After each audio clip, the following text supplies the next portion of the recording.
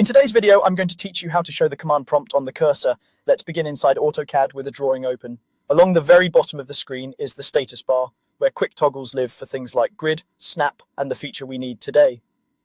Take a moment to glance across that bar so you're familiar with its layout. We'll use it to control the on-screen prompts. Look for the dynamic input button, labeled DN. This is the switch that controls heads-up prompts near your cursor. If you don't see DN, open the small customization menu at the far right of the status bar. The icon looks like 3 horizontal lines. From that menu, enable dynamic input so its button appears on the bar. This doesn't turn it on yet, it simply makes the toggle visible. Now turn dynamic input on.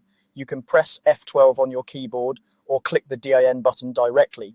When it's on, the icon turns blue, which is your visual confirmation. If you're not seeing the color change, try clicking again until it highlights. The blue state indicates the feature is active. With dynamic input enabled, right-click the DN button and choose Dynamic Input Settings.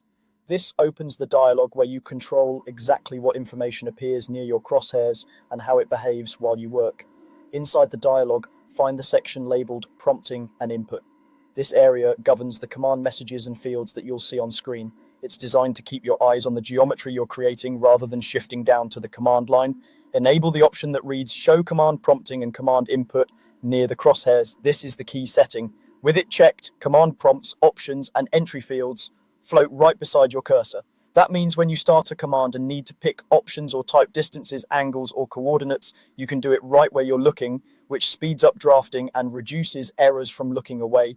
Click OK to apply the change and close the dialog. From now on, when you start a command, you'll notice prompts and input boxes appear at the cursor. You can still glance at the command line if you prefer, but the heads-up display keeps you focused on the task. Remember, F12 is your quick toggle if you need to switch dynamic input on or off temporarily, and the blue DIN icon confirms its status at a glance. That's it. Your command prompt now appears right at the cursor, making your workflow faster and more comfortable.